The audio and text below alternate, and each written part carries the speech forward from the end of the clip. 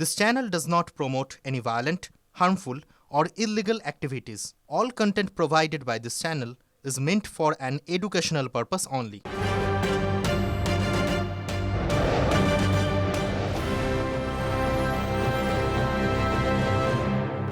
একটা বাক্স, বড় একটা ট্রাঙ্ক, আমরা সে খবরে আসবো। শুরুতে সে খবরগুলো, কিন্তু এই মুহূর্তে আমার সঙ্গে আমার দুই সহকর্মী স্টুডিও থেকে রয়েছেন শর্মিষ্ঠা, এবং এই মুহূর্তে নিউজ ডেস্ক থেকে রয়েছেন মধুকল্পিতা, এবং নিউজ রুম থেকে আমি শুভজিৎ রয়েছে আপনাদের সঙ্গে।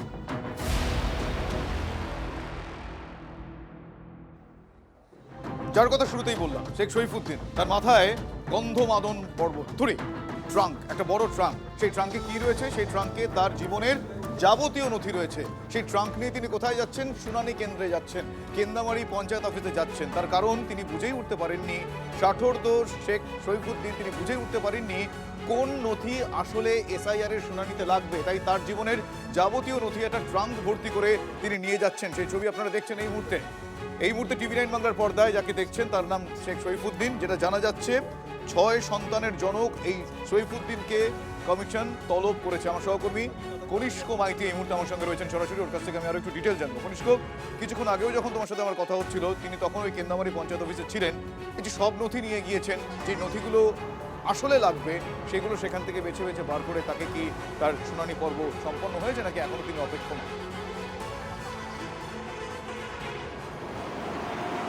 দেখো শুভ, সকাল থেকেই কার্যত এই খবরে আমরা ছিলাম। সেখান থেকে যেমনটা অভিযোগ উঠে আসছিল যে সেই শরীফুদ্দিন অর্থাৎ নন্দীগ্রাম 1 নম্বর ব্লকের এই কেন্দেমারি গ্রাম পঞ্চায়েতের 230 নম্বর পশ্চিম ওসমান চক বুথের বাসিন্দা, পেশায় দিনমজুর, তিনি খাটাখাটনি করে খান এবং সেখানেই দেখা যাচ্ছে 7 সন্তানের জনক তিনি। আর তার কাছেই কিন্তু তার সহ গোটা পরিবার সহ তাকে নোটিশ করা হয়েছে দুবার। আর এই দুবার নোটিশে কি ধরনের তথ্য কমিশন চাইছে বা প্রশাসন চাইছে বা বিএলওরা চাইছে, স্থানীয় প্রশাসন চাইছে, তিনি বুঝে উঠতে পারছেন না। আর বুঝে উঠতে না পারার জন্য কোথাও না কোথাও তিনি ভারতীয়, তার অধিকার রয়েছে, তিনি আগেও ভোট দিয়েছেন, 2002 সালে তার নাম রয়েছে। তারপরেও কেন তাকে কমিশন নোটিশ করেছে সেই সমস্ত তথ্য, অর্থাৎ রেকর্ড থেকে শুরু করে জমির দলিল থেকে শুরু করে ছেলে মেয়েদের শংসাপত্র থেকে শুরু করে সমস্ত তথ্য কার্যত ট্রাঙ্ক ভর্তি করে তিনি শুনানি কেন্দ্রে হাজির হলেন। তার একটাই বক্তব্য যে তিনি যে বারবার কমিশনের পক্ষ থেকে যেহেতু শিক্ষা দীক্ষায় ততটা উচ্চ মার্গে না যেতে পারলেও যে কি ধরনের তথ্য চাইছে অন্তত কমিশনের লোকেরা, সেই বিষয়টা পরিষ্কার হওয়ার জন্য কার্যত ট্রাঙ্ক ডকুমেন্ট নিয়ে তিনি আসলে কাজে লাগবে সেই বিষয়টারই একটা ধন্দে থাকায় তার যাবতীয় জীবনে যত নথি রয়েছে সেই সব নথি ট্রাঙ্ক ভর্তি করে তিনি শুনানি কেন্দ্রে নিয়ে গিয়েছেন। নন্দীগ্রামের ষাটোর্ধ্ব এই ব্যক্তি, যার নাম শেখ শরীফুদ্দিন। আপনার ছেলে মেয়ে কজন? 7 জন। 5টা মেয়ে 2টা ছেলে। ও কিসের জন্য আপনি নিয়ে এলে? ওই কাগজ এখানে বাস করবে, যে কি কি লাগবে এখন জানবো কি করে? যত কাগজপত্র আছে সব গেছে। এটা লাগবে তারা বেছে নিবে। আচ্ছা। ছেলে মেয়ে 7 জন, 5টা মেয়ে 2টা ছেলে। আচ্ছা।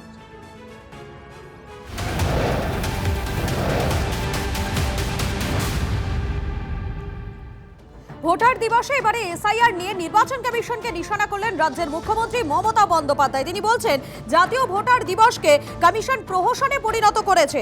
হিজ মাস্টার ভয়েস হিসেবে কমিশন ভোটাধিকারের লুটে ব্যস্ত। ভোটাধিকার রক্ষার বদলে তথ্যগত অসঙ্গতির নামে অজুহাত তৈরি করছে। মানুষকে অত্যাচার করা হচ্ছে, ভোটাধিকার কেড়ে নেওয়া হচ্ছে। বিজেপির হয়ে বিরোধীদের ধ্বংস করতে চায় কমিশন। ভোটার দিবস পালনে কোনো অধিকার কমিশনে নেই, সোশ্যাল মিডিয়া পোস্ট মমতা বন্দ্যোপাধ্যায়ের। আমাদের বক্তব্য এসআইআর এর যদি সঠিকভাবে এসআইআর হয় তার বিরুদ্ধে নয়। যেভাবে এসআইআর করা হচ্ছে, মানুষকে বিভ্রান্ত করা হচ্ছে, ভীত করা হচ্ছে, সন্ত্রস্ত করা হচ্ছে, আমরা তার বিরুদ্ধে।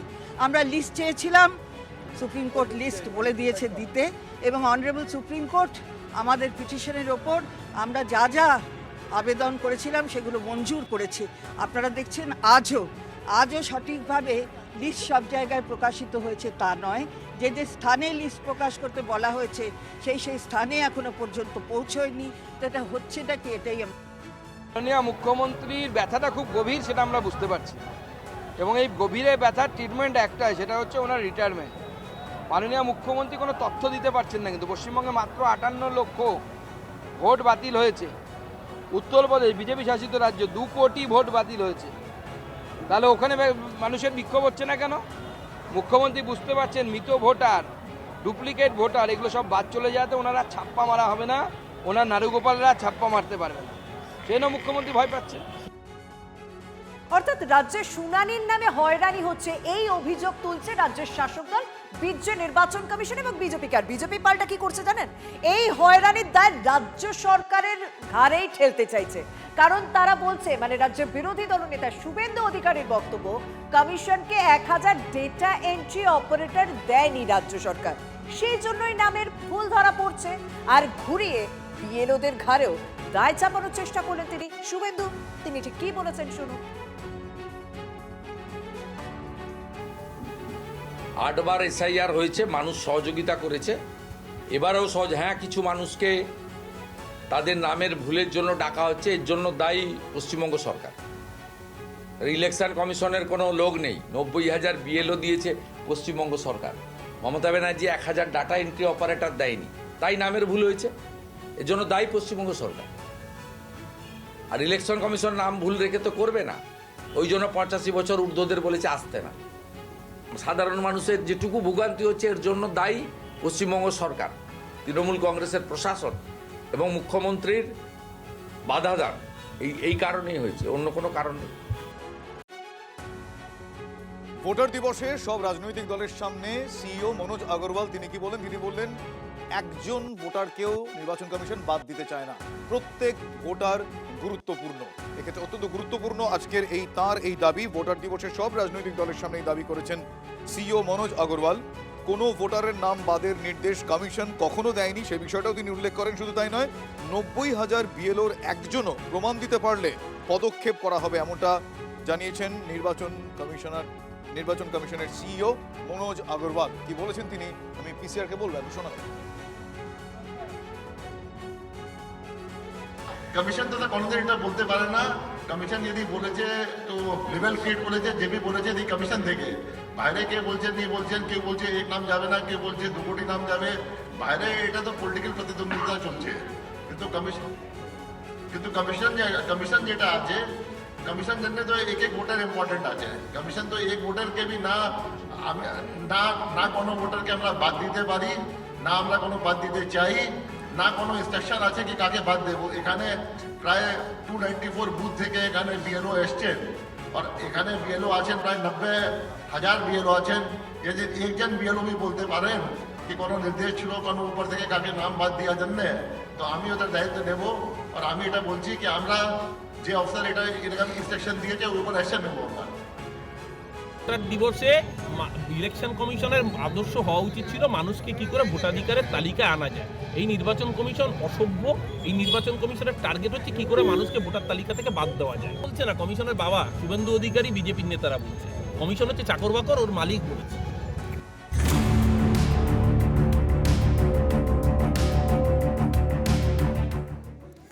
দেখুন, একটা প্রশ্ন উঠছে এই মুহূর্তে যে পুলিশ কি তৃণমূল বিধায়ক মনিরুল তাকে এবারে আড়াল করার কোন রকম ভাবে চেষ্টা চালিয়ে যাচ্ছে?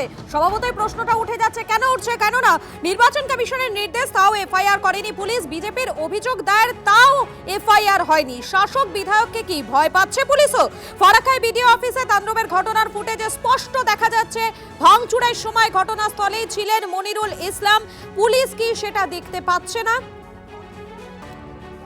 অজ্ঞাত পরিচয় দুষ্কৃতীদের বিরুদ্ধে অভিযোগ দায়ের করেছিলেন বিডিও। সেই অভিযোগের ভিত্তিতে এফআইআর করে পুলিশ 6 জনকে গ্রেফতার করলেও বিধায়কের নাম জোড়েনি পুলিশ। বিডিও অফিসে যে সিসিটিভি ক্যামেরা রয়েছে তাতে সেই ফুটেজে কি দেখা যাচ্ছে না? স্বভাবতই প্রশ্নটা উঠে আসছে, শাসক দলের বিধায়ককে কি ভয় পাচ্ছে পুলিশ, নাকি জেনে বুঝে আড়ালের চেষ্টা? কৌশিক রয়েছেন আমাদের সঙ্গে সরাসরি, কৌশিকের কাছে চলে যাবো। কৌশিক, সিসিটিভির যে ফুটেজ রয়েছে সেখানে একেবারে স্পষ্ট দেখা যাচ্ছে তাকে, অথচ পুলিশ নাকি কোনোভাবেই তাকে খুঁজে পাচ্ছে না, এটাও কি সম্ভব?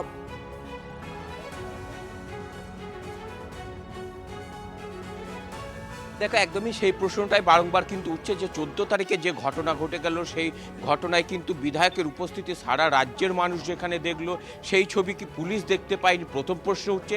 এবং দ্বিতীয়ত যে বিডিও অফিসের সমস্ত চত্বরে সিসিটিভি ক্যামেরা রয়েছে, সেখানে একজন আধিকারিককে মারধর করছে, নির্বাচনের মাইক্রো অবজারভারের উদ্দেশ্যে ছুড়ে দিচ্ছে, ফাইল ছুড়ে দিচ্ছে এবং টেবিল ভাঙচুর করছে, সেখানে ক্যামেরা রয়েছে, সেই ছবিও দেখিয়েছে, অথচ সেইগুলি কিন্তু পুলিশ দেখতে পায় না। অর্থাৎ তদন্ত কোন দিকে এগোচ্ছে সেটা কিন্তু স্পষ্ট নয় এবং কোথাও না কোথাও শাসক দলের বিধায়ক বলে ভয় পাচ্ছেন। যেমন বিরোধীরা বলে যে শাসক দলের বিধায়কদের বা শাসক দলের নেতার ক্ষেত্রে পুলিশ যেমন কেস নিতে চায়, অর্থাৎ একটা প্রশ্ন উঠে যাচ্ছে, পুলিশ কি তৃণমূল বিধায়ক এই মনিরুল ইসলামকে কোনোভাবে আড়াল করার চেষ্টা করে যাচ্ছে? এই প্রশ্নটা তো উঠছেই। এদিকে নজর রাখো আপডেটের দিকে তুমি কৌশিক, আপাতত তোমাকে ধন্যবাদ। এবং এই বিষয় নিয়ে অর্থাৎ পুলিশের যখন এই গড়িমসি দেখা যাচ্ছে, ঠিক তখনই রাজনৈতিক মহলের একাংশ কি বলছেন শোনাবো আপনাদের। পুলিশ তো করবে না, এই পুলিশের ক্ষমতা আছে নাকি? মনিরুল ইসলামের বাড়ির চাকররা বললে বাটি বাসন মেজে দিয়ে আসবে মনিরুল ইসলামের বাড়ি থেকে। আমি নির্বাচন কমিশনকে বলবো অত্যন্ত কঠোর হাতে এদেরকে দমন করার জন্য, এদের উপযুক্ত শাস্তি দেওয়ার জন্য, যাতে করে এরা নন বেলেবল সেকশনে জেলের ভেতরে 6 মাস কমসে কম পচে। যদি এই চোর বদমাশদেরকে ঠিক করতে হয়, সোজা আঙুলে ঘি উঠবে না। একটা ডিএমকে সাসপেন্ড করুন, দেখবেন সব বাপকে বাপ করে লাইনে চলে এসছে। আমি নির্বাচন কমিশনকে বলবো যে একটা ডিএমকে সাসপেন্ড করুন। ওখানকার ডিএম পুলিশের বাবারও ক্ষমতা নাই যে তৃণমূলের বিধায়ককে কেউ গ্রেপ্তার করে বা এফআইআর করে, যতক্ষণ না পুলিশ মন্ত্রী মমতা ব্যানার্জি বলছেন। আর মমতা ব্যানার্জি এই জন্য বলবেন না, উনি চান এশিয়ার প্রক্রিয়া নিয়ে গন্ডগোল ঝঞ্ঝাট এরকম চলতে থাক। মনিরুল ইসলাম সেদিনকে গন্ডগোল হচ্ছিল, তিনি উপস্থিত ছিলেন। মনিরুল ইসলাম নিজে কোনো গন্ডগোল করেননি। এক, দ্বিতীয় কথা, যদি তার জন্য মনিরুলের বিরুদ্ধে এফআইআর হয়, সবার আগে শুভেন্দুর বিরুদ্ধে এফআইআর করতে হবে। হিম্মত হবে নির্বাচন কমিশনের? এই শুভেন্দু বিএলওদের উদ্দেশ্যে বলেছিল জেল খাটাবো, বিহারে 57 জনকে জেলে ঢুকিয়েছি, এ রাজ্যের বুকে যদি শুভেন্দুর কথা মতো কাজ না করে বিএলওদের জেলে ঢোকাবো। হিম্মত হয়েছে মেরুদণ্ডহীন নির্বাচন কমিশনের? বাকি ভারতের বিভিন্ন রাজ্যে যে আইনগুলো চলে, পশ্চিমবঙ্গের ক্ষেত্রে সেই আইনগুলো চলে না। যেরকম একদিকে সুপ্রিম কোর্ট বলার পরেও এখানে ইলেকশন কমিশন সুপ্রিম কোর্টের নির্দেশ পালন করে রসিদ দেওয়া, ডকুমেন্টের রসিদ দেওয়া বা লজিক্যাল ডিস্টারবেন্সের লিস্ট টাঙানো, এই কাজগুলো করার প্রয়োজন মনে করে না পশ্চিমবাংলার ক্ষেত্রে। তেমনই আবার ইলেকশন কমিশন বলে দেওয়ার পর পুলিশের এখানে এত বড় আস্পর্ধা যে তারা মনিরুলের বিরুদ্ধে এফআইআর করলো না, যে এফআইআর পুলিশের এমনি করা উচিত ছিল। আর এই বিষয় নিয়ে প্রাক্তন পুলিশ কর্তা সত্যজিৎ বন্দ্যোপাধ্যায় তিনি কি বলছেন, তার কি বক্তব্য শোনাই আপনাদের। এগুলো যদি ইমিডিয়েটলি পুলিশের অ্যাকশন নেওয়া দরকার ছিল এবং এফআইআর করা দরকার ছিল, এবং এফআইআর না করলে আলটিমেটলি তো এটা দেখা দেখি অন্যান্য যারা রয়েছে তারা প্রত্যেকে সাহস পাবে। এরা সবাই আইনসভার সদস্য, এমএলএ মানে হচ্ছে আইনসভার সদস্য। তারা নিজেরাই যদি বাইরে গিয়ে আইন ভাঙে তাহলে সেটা দেখে সাধারণ লোক কি শিখবে? এদিকে এই ফরাক্কার বিধায়ক মনিরুল ইসলামের বিরুদ্ধে না বিস্ফোরক অভিযোগ করছেন রাজ্যের বিরোধী দলনেতা শুভেন্দু অধিকারী। তিনি বলছেন নিষিদ্ধ সংগঠন পিএফআই এ বক্তব্য রেখেছেন মনিরুল ইসলাম এবং তাকে যদি ভোটে ছেড়ে রাখা হয় তাহলে ভোট রক্তাক্ত হবে। কি দাবি করেছেন শুনবো। আইপ্যাকে লিখে দেওয়া চিঠিকে গ্রহণ করে কেন এদেরকে ছেড়ে দেওয়া হবে? এই মনিরুলের ব্যাক হিস্ট্রি অত্যন্ত খারাপ। ব্যান অর্গানাইজেশন পিএফআই শামসেরগঞ্জে ইউনিফর্ম করে রুট মার্চ করেছিল। এই দেশ বিরোধী সংগঠন অ্যান্টি ন্যাশনাল অর্গানাইজেশনের মিটিংয়ে শামসেরগঞ্জে বক্তব্য রাখার অভিযোগ মনিরুলের বিরুদ্ধে রয়েছে। এই রকম একটা রেকর্ড রাখা লোককে এই রকম একটা চিঠি লিখিয়ে ছেড়ে দেওয়া হলে আগামী দিনে এই ধরনের যারা জঙ্গি মানসিকতা সম্পন্ন বা দেশ বিরোধী মানসিকতা সম্পন্ন লোক তারা উৎসাহিত হবে এবং আগামী নির্বাচনকে আরো রক্তাক্ত করবে। কলকাতা হাইকোর্টের ডিভিশন বেঞ্চ এনআইএ যদি দিত ধুলিয়ান শামসেরগঞ্জে, এখনো যে দেবে না তা নয়, মামলা পেন্ডিং আছে, চলছে, তাহলে মনিরুলের ভাই অ্যারেস্ট হতো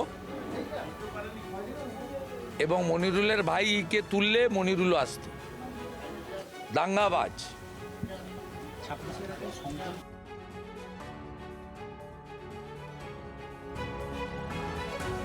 দেখুন, রাজ্যের বিরোধী দলনেতা যখন মনিরুলের বিরুদ্ধে এই অভিযোগ করছে তখন মনিরুল ইসলামের কাছে আমরা পৌঁছে গিয়েছিলাম। তিনি বলছেন পিএফআই এ তিনি বক্তব্য রেখেছেন, মানে তিনি অস্বীকার করেন, কিন্তু তিনি যখন বক্তব্য রেখেছেন তখন এই সংগঠন নিষিদ্ধ হয়নি। আমরা মনিরুল ইসলামের বক্তব্য শুনো, তার ব্যাক টু ব্যাক বিজেপি নেতা সুকান্ত মজুমদারের বক্তব্য শুনো। তবে সবার প্রথমে মনিরুল ইসলাম। যখন আমি যাই তখন কিন্তু ওই সংস্থাটা নিষিদ্ধ ছিল না, তার কয়েক মাস পরে নিষিদ্ধ হয়। সুকান্ত মজুমদার কি বললো সেটা বড় কথা নয়। সুকান্ত মজুমদার ফারাক্কা এসেছিল, আমি আপনাদের মধ্যেই শুনলাম। ফারাক্কা যে পিসফুল এবং সর্বধর্মের জায়গা, সেটা আজকে উনি প্রমাণ পেলেন, না হলে উনি কালো পতাকাও দেখতেন। শুভেন্দু অধিকারী এই ব্যাপারটা নিয়ে বলেছে, শুভেন্দু অধিকারী যদি ধরা যায় তাহলে পশ্চিমবাংলার সবচাইতে সাম্প্রদায়িক কথা, উস্কানিমূলক কথা শুভেন্দু অধিকারী বলেন। আজকে দেখলাম তৃণমূল কংগ্রেসের এক বিধায়ক বলেছে যে বিডিও অফিসে গিয়ে ভাঙচুর করেছে, বিডিও অফিসে গিয়ে মারধর করেছে। সে বিডিও অফিসে গিয়ে বলছে যে এসআইআর হলে আবার করব। আজকে কেমন করে এদের সাহস হয়? পিএফআই এর সম্মেলনে গেছিল সেই বিধায়ক। পিএফআই গোটা ভারতবর্ষে ব্যান ঘোষণা হয়েছে, মুর্শিদাবাদের পুলিশের সাহস হয়নি সেই বিধায়ককে ডেকে একবার জিজ্ঞেস করার যে বিধায়ক সাহেব, আপনি পিএফআই এর সভাতে গেছিলেন, পিএফআই ব্যান সংগঠন, তার সাথে আপনার সম্পর্ক কি? আপনি কি ভারতবর্ষের বিধায়ক নাকি পাকিস্তানের বিধায়ক হয়ে, বাংলাদেশের বিধায়ক হয়ে কাজ করছেন? এই প্রশ্নটা পুলিশের করা উচিত ছিল, পুলিশ করার সাহস দেখাতে পারেনি, তাই এখন এসআইআর গিয়ে ওখানে ঝামেলা করছে। সুপ্রিম কোর্টের নির্দেশ, বলা ভালো করা নির্দেশ, সেই নির্দেশই সার। তার কারণ আবারও কমিশনের আধিকারিক তিনি আক্রান্ত হয়েছেন। ফরাক্কার পর এবার দক্ষিণ দিনাজপুরের কুমারগঞ্জে মাইক্রো অবজারভার তার আক্রান্ত হওয়ার খবর পাওয়া যাচ্ছে। এসআইআর শুনানির সময় মাইক্রো অবজারভারকে সপাটে চড় মারা হয়। প্রাণে বাঁচতে হাতজোড় করে কাকুতি মিনতি কমিশনের অফিসারের। পুলিশের সামনেই তৃণমূলের বিরুদ্ধে হামলার অভিযোগ সুকান্ত মজুমদারের। ঘটনার পর একদিন কেটে গেল, এখনো কাউকেই গ্রেফতার করা হয়নি। একবার শোনাবো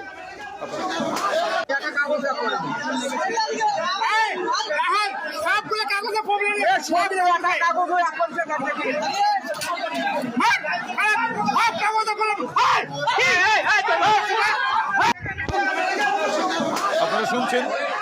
আমরা যখন ঘটনাটা ঘটছে সেই সময়কার যে অ্যাম্বিয়েন্স বলা হয়, যে সাউন্ড, সেইটা একটু আপ করেই শোনালাম। তাহলে ওই সময় হুঙ্কারগুলো শুনলে বুঝতে পারবেন কেন আমি শুরুতেই বললাম সুপ্রিম কোর্টের নির্দেশই সার। রাজ্যে আবারও আক্রান্ত কমিশনের আধিকারিক।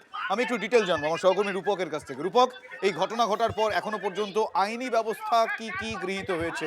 এফআইআর দায়ের হয়েছে? দেখো, গতকাল রাতে যখন এই অভিযোগ করেন 10:56 কিন্তু মেল মারফত কিন্তু জেলা পুলিশ সুপারের কাছে আক্রান্ত মাইক্রো অবজারভার দিব্যেন্দু গড়াই কিন্তু লিখিত অভিযোগ জানিয়েছিলেন। এরপর কিন্তু আজকে সেই অভিযোগের ভিত্তিতে এফআইআর লঞ্চ করেছে জেলা পুলিশ প্রশাসন। তবে 24 ঘন্টা প্রায় হতে চললেও বা পেরিয়ে গেলে পরে এখন পর্যন্ত এই ঘটনায় কাউকে আটক বা গ্রেফতার করতে পারেনি জেলা পুলিশ।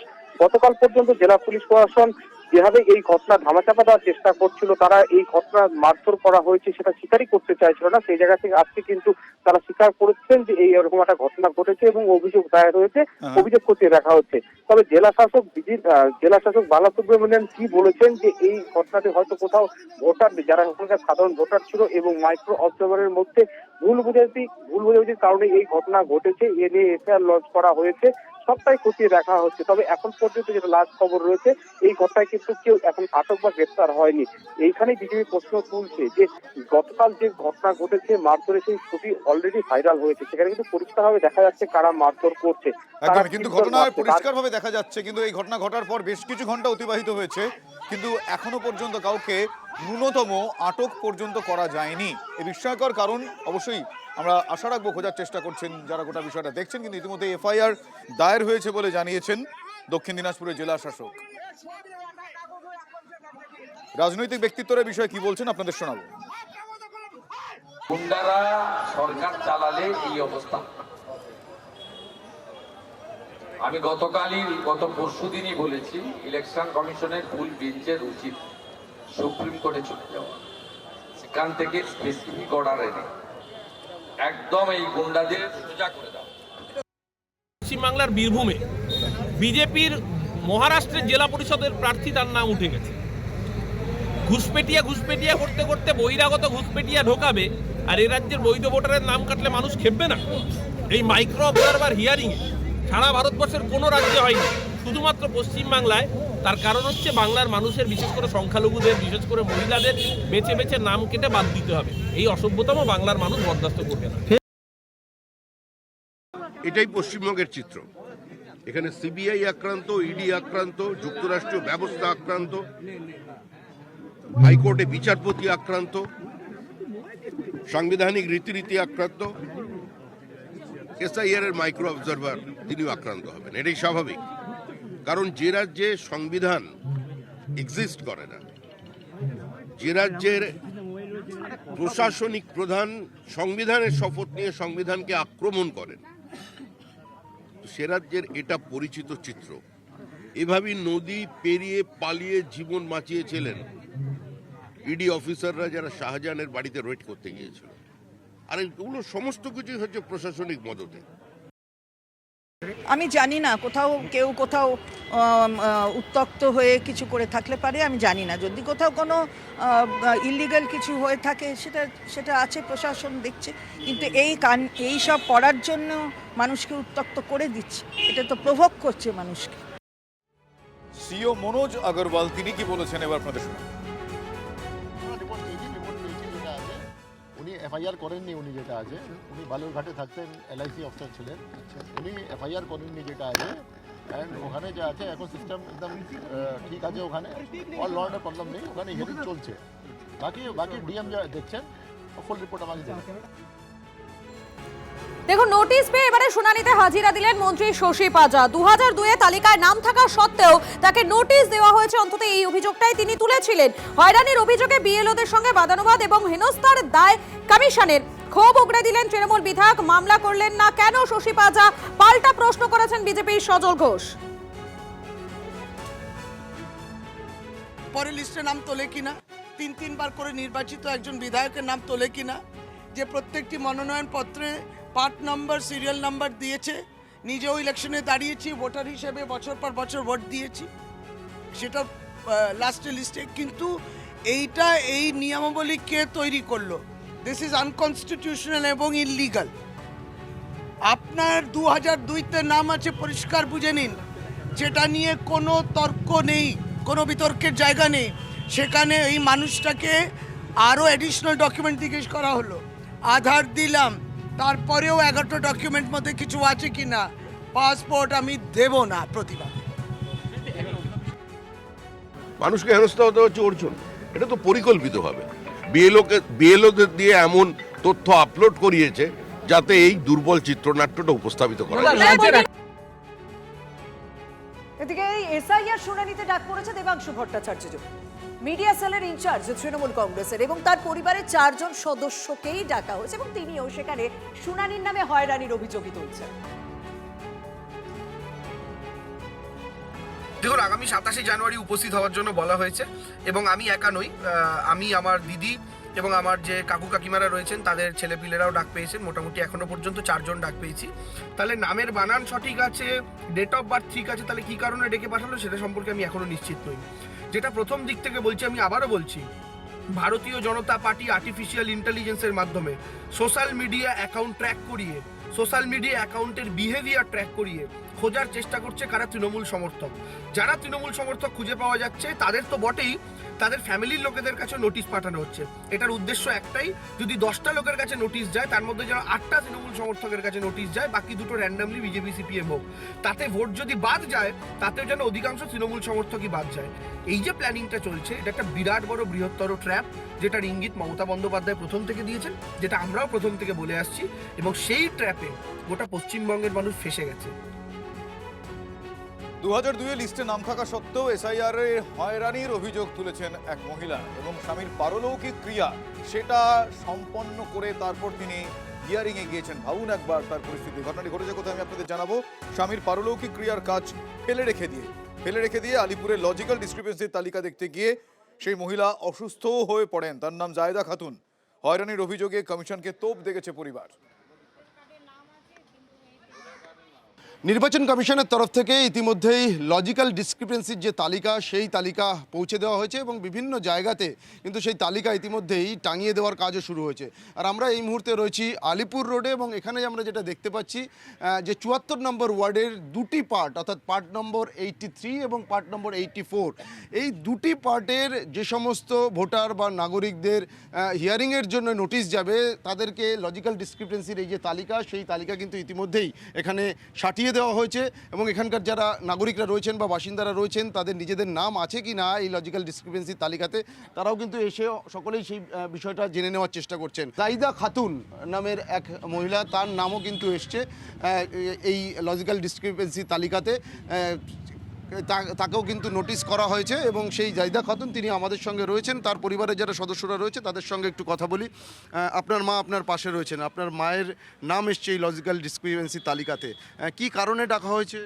কারণটা তো আমরা নিজেরাও বুঝতে পারছি না, কেননা 2002-এর যে লিস্ট আছে সেটাতে মায়ের নাম আছে, বাট ওয়েবসাইটে ওরা যেটা আপলোড করেছে সেখানে এপিক নাম্বারটা দেওয়া রয়েছে অথচ নাম নেই। এটা তো হ্যারেস হচ্ছে। আজকে কিছুদিন আগে বাবা মারা গেছেন, বাবার কাজ আছে, মা তো এখন বেরোতেও পারবেন না বাড়ি থেকে, তো সেক্ষেত্রে উনাকে আমি কিভাবে নিয়ে যাব? এই পরিস্থিতিতে আপনাকে হিয়ারিংয়ে যেতে হবে, মানে পারিবারিক এই অবস্থা। হ্যাঁ, আমি এটাই বলতে চাই, আজকে আমার স্বামীর কাজ, কিন্তু এরা এটা যা করেছে ভালো করেনি। এটা মানুষকে হ্যারাসমেন্ট করানো হচ্ছে। এরকম আমার মতন অনেক মহিলা রয়েছে, অনেক ছেলে মেয়ে রয়েছে, এটা উচিত হয়নি। আমি এদের কাছে হাত জোর করে বলতে চাই এসব যেন বন্ধ করে। আমার মতন পরিস্থিতিতে কাউকে যেন না ডাকে, ওরা যদি সত্যিকারের মানুষ হয়ে থাকে আর এই বাংলাতে যদি ওদের জন্ম হয়ে থাকে সত্যিকারের, এরা যেন এরকম পরিস্থিতিতে আমার মতন আজকে আমার স্বামীর মরার কাজ, ঘরে কাজ হচ্ছে আর আমাকে ডেকে নিয়ে এসে এরকম হ্যারাসমেন্ট করছে। আমি একটা সুগারের পেশেন্ট, আমার মনের ভেতর কি হচ্ছে তারা বুঝবে না। আজকে তাদের ঘরের যদি কেউ যেত এরকম কাজে, যদি ওদের হ্যারাসমেন্ট হতো ডাকতো, তাহলে ওরা বুঝতো। এটাই আমি বলবো। টাইমও তো নেই, টাইমটাও তো দেয়নি।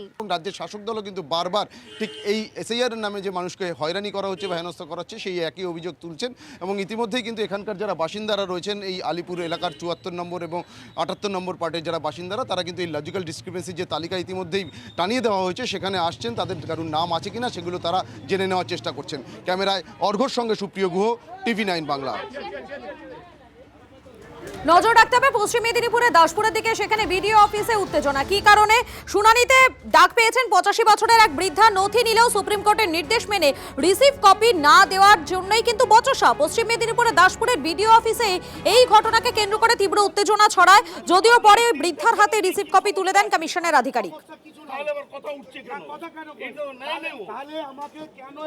আমাদেরকে কি কি ডকুমেন্টস নিচ্ছেন সেটা আমাদেরকে হিয়ারিংয়ে লিখে কাগজে লিখে রিসিভ করে আমাদেরকে দিতে হবে। আর বলছে কিছুই নেবো না, সেরকম আধার কার্ড নেবো। আধার কার্ড তো নির্বাচন কমিশন 13 নম্বর দফার মধ্যে রেখেছে, নির্বাচন কমিশন তো বলেছে আধার কার্ড বৈধই নয়। তাহলে আধার কার্ডটা নিয়েছে বিএলও, নেওয়ার পরে রিসিভ কপি ঝগড়া করার পরে রিসিভ কপি দিয়েছে। এই রিসিভ কপি দেওয়ার পরে আমি আমার দিদিমার অসুস্থ হয়ে পড়েছে, তার জন্য আমি আমার দিদিমাকে গাড়ি করে বাড়ি পাঠাচ্ছি। যাই ওর বাড়িতে করার অধিকার ছিল, কিন্তু নির্বাচন কমিশনার এখান থেকে এখন যতক্ষণ না এটা আমার এলাকায় 18,000 যে ভোটারদের চলছে হিয়ারিং, সেসব না হলে সেহেতু হচ্ছেন মানুষও নির্যাতিত হচ্ছে। কালকে আমি রাত্রি 8টা পর্যন্ত দেখলাম, এখনও মানুষ বোধ হয় 30-40 জন। একটা অভিযোগ উঠছে বারবার যে রিসিভ দিচ্ছে না, রিসিভ মাঝে মাঝে বন্ধ করে দিচ্ছে, কেন?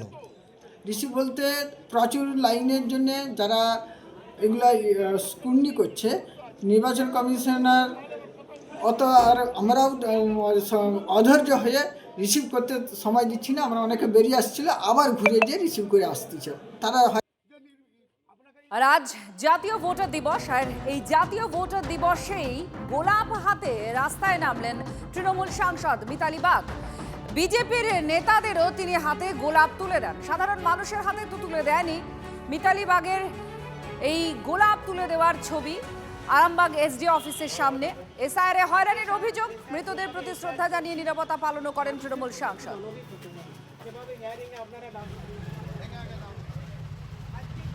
ভোটার দিবস আমরা পথচলতি সাধারণ মানুষ এবং ভোটারদের কে আমরা একটা করে গোলাপ তুলে দিলাম জাতীয় ভোটার দিবস পালনের উদ্দেশ্যে। ভোটাররা যেন সুস্থ থাকে, সুরক্ষিত থাকেন এবং তার ভোটটাও যেন সুরক্ষিত থাকে, তার জন্য আমরা এটা জাতীয় ভোটার দিবস পালন করলাম। করতে এসে যাদের প্রাণ গেছে সেই সমস্ত মানুষদের আমরা আত্মার শান্তি কামনার জন্য 1 মিনিট আমরা নীরবতা পালন করেছি।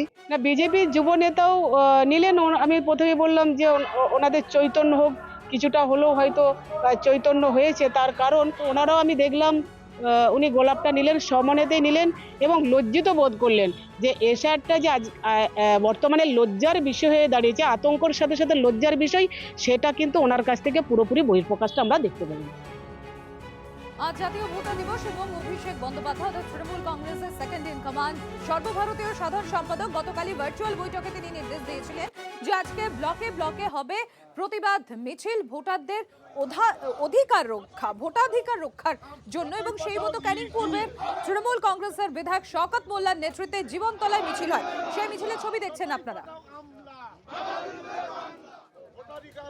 ভোট কেটে ক্ষমতায় দখল করা যায় না, দিকে দিকে কোটি কোটি মানুষকে হয়রানি করা হচ্ছে।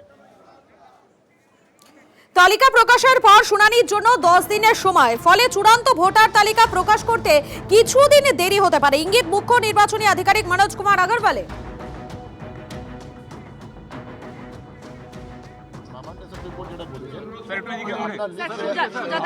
আপনার লিস্ট তৈরি হবে, লিস্ট তৈরি করার পরে যেটা আছে টাইমে 10 দিন আপনার টাইম পাবেন আপনার ডকুমেন্ট দেওয়ার জন্য। 10 দিন ইজ দ্য ম্যাক্সিমাম টাইম। কিছু লোক হবে আজকে টাইমে আজকে দিয়ে দেবো, কিছু কালকে দেবো, কিছু পরশু দেবো, বাট 10 দিন মধ্যে টাইম আছে। যদি সবই বলবে কি হ্যাঁ আমরা 10 দিন পরে দেবো, তারপরে তো একটু ডিলে হবে।